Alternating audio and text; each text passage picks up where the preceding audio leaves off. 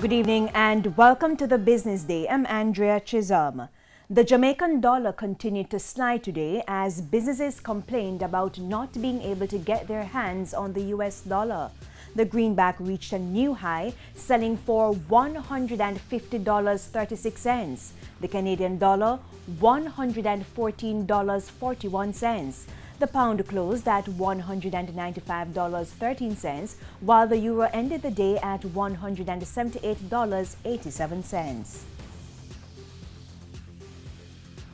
The Bank of Jamaica is reporting that the country's net international reserves NIR declined in July. At the end of the month, reserves were valued at a little over $2.7 billion US dollars.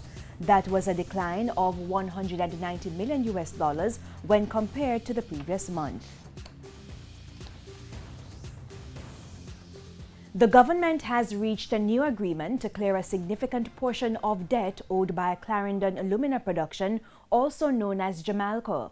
Finance Minister Dr. Nigel Clark says the agreement brings the government one step closer to divesting the entity. Andrew Laidley reports.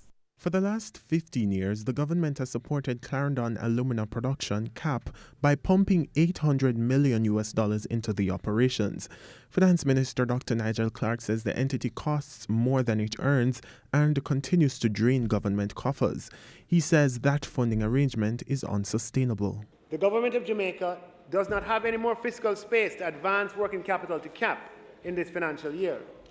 Instead, therefore, with these transactions, we will be strategically using resources that can be made available for debt repayment to structurally improve the cash flow of CAP by getting better prices for alumina relative to market, thereby reducing the likelihood of new working capital needs that require the government's intervention. Dr. Clark is hoping that the company will transition to profitability when it is eventually divested through an initial public offering on the Jamaica Stock Exchange.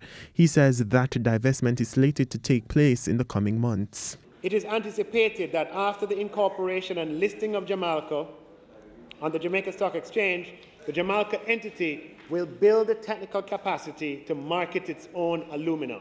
There are Jamaicans working all over the world, in the Middle East, in the Far East, in alumina refineries, who, in an incorporated joint venture, that's a properly structured vehicle with permanent status, would be happy and willing to return and offer their skills to lead this new entity. Opposition spokesman on finance Mark Golding says while he welcomes the new agreement, he's skeptical whether the divestment plans will yield the intended results. We will see the extent to which that is possible going forward, especially given the difficult times that the country finds itself in now, and with the stock market having lost significant value this year already. Andrew Laidley, TVJ News.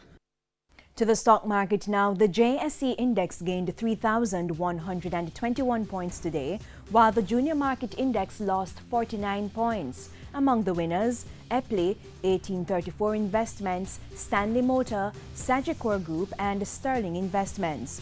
On the losing side were G West Corporation, Siboney Group, Access Financial Services, Express Catering and AMG Packaging and Paper. And that's it for the Business Day. I'm Andrea Chisholm. Good evening.